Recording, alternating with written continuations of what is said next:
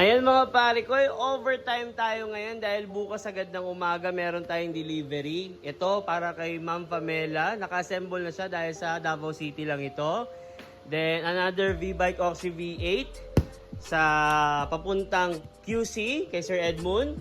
Another Oxy V8 na V-Bike Oxy V8 ulit kay Sir Brett ng Cavite. And Oxy V8S naman yung meron tayong rear suspension kay Sir Ruel sa Sorsogon naman yan. So, grabe, kahit saang lupalop ng Pilipinas, nagdi-deliver tayo. Pakita na rin natin ang ating Joyride E-Max. Iisa na lang yan, mga pare ko. Napakaganda talaga, oh. Hanep! Ayan, oh.